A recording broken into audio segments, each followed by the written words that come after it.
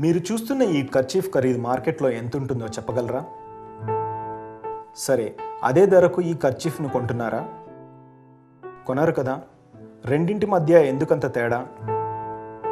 నాణ్యత కలిగిన వాటికి మార్కెట్లో ఎప్పుడైనా ఎక్కడైనా మంచి ధర ఉంటుంది. మనం కొనే వస్తువు నాణ్యత గురించి ఎలా ఆలోచిస్తామో అలాగే మన దగ్గర నుండి కొనేవారు కూడా అలాగే ఆలోచిస్తారు కదా. ప్రస్తుతం మార్కెట్లో మన పంటలకు సరైన ధర లభించకపోవడానికి గల కారణాల్లో నాణ్యత లోపం కూడా ఒకటి. పత్తిది అదే కథ.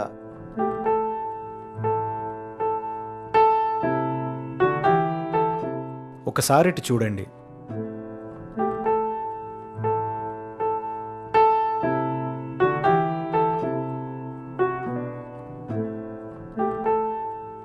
ప్రతి ఎరడంలో మనం ఏం చేస్తున్నాం?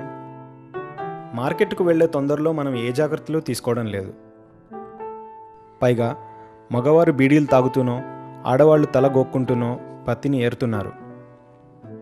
దీనితో చిన్న చిన్న సమస్యలు ఉన్నాయి.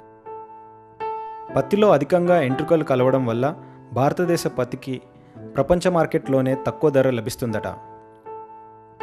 అలాగే ఎలాంటి పత్తో చూడకుండా గుడ్డి పత్తిని, పూర్తిగా పగలని పత్తిని కూడా ఏరడం దీనికి ఒక కారణమే. ఒకసారి ఆలోచించండి. గుడ్డి పత్తిని కలపడం ద్వారా మన దిగుబడి ఎంత పెరుగుతుంది? ఏమాత్రం పెరగదు.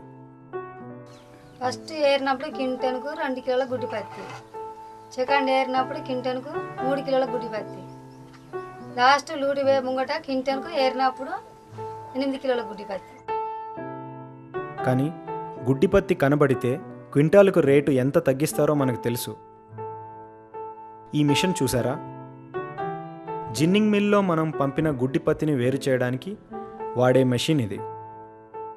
ఆ మెషిన్ రేటు, దానికి అయ్యే రోజువారీ ఖర్చు మన నుంచి వసూలు చేయడానికే మనకు తక్కువ రేటు ఇస్తున్నారు కదా. అలాగే మనం ఏరిన పత్తిని దేంట్లో వేస్తున్నాం? ఈ యూరియా సంచిలోనో ఆ గోనె సంచిలోనో వేస్తున్నాం. దీనివల్ల యూరియా సంచిలో ఉండే పీలికలు, గోనె సంచిలోని పీలికలు పత్తికి అతుక్కుని కలిసిపోయి అవి జిన్నింగ్ మిల్లులో స్పిన్నింగ్లో చేరి దారాలు తెగిపోవడానికి, బట్ట నాణ్యత తగ్గడానికి కారణమవుతున్నాయి. ఇంకో సంగతి, మనకున్న స్తోమత దృష్ట్యా ఇంట్లో పత్తిని నిల్వ చేసుకుంటున్నాం. కానీ అక్కడ కూడా పద్ధతి లేకుండా పోతుంది. దీనితో అధికంగా పత్తిలో మలినాలు కలుస్తున్నాయి. గుడ్డ పీలికలు, పేపర్లు, వెంట్రుకలు, ఇంట్లోని దుమ్ము, పొయ్యిలోని ధూళి, పిల్లల వస్తువులు, సిగరెట్ పీకలు, బీడీ ముక్కలు, గుట్కా ప్యాకెట్లు, ఇలా ఎన్నో.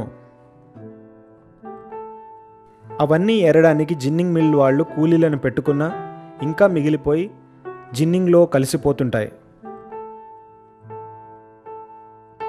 ఇందులో మనం కొంత జాగ్రత్తలు తీసుకొని దీన్ని నివారించవచ్చు. అసలు పత్తిని మార్కెట్ వాళ్ళు ఎలా చూస్తారు? పింజ పొడవు, పత్తి రకంను బట్టి ముందే డిమాండ్ గల పత్తిని ఎన్నుకోవచ్చు. అంతేకాకుండా పత్తి ఏరే సమయంలో కొన్ని జాగ్రత్తలు తీసుకోవచ్చు.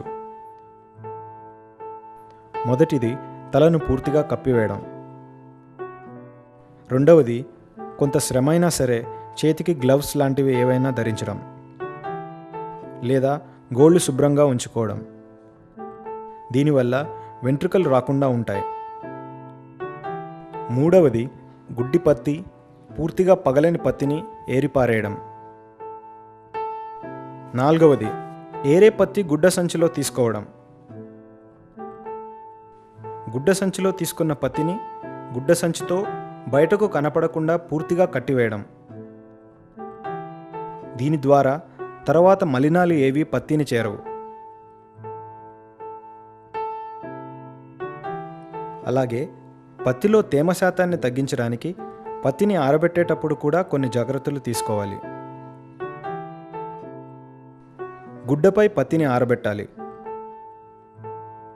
అలాగే పత్తిలో ఏమైనా గుడ్డి పత్తి కనబడితే దాన్ని ఏరివేయాలి. ఇది సాధ్యం కాదనుకుంటున్నారా?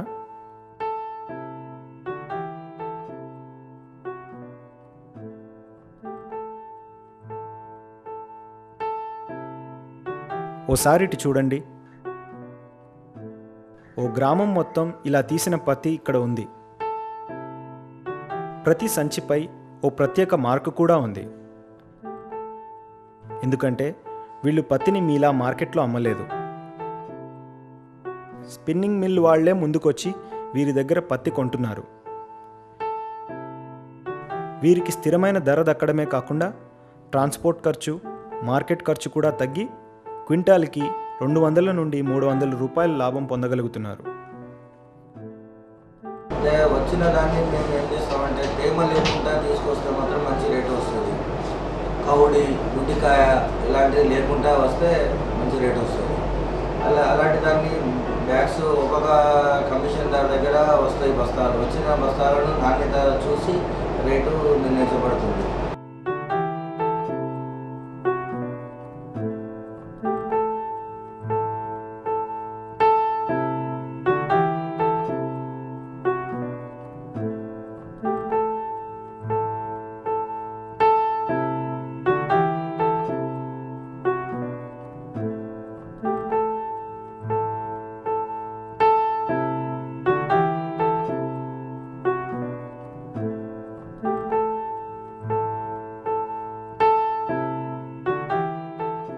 మార్కెట్ మనని శాసిస్తున్నంత కాలం మనం ఏమీ చేయలేం.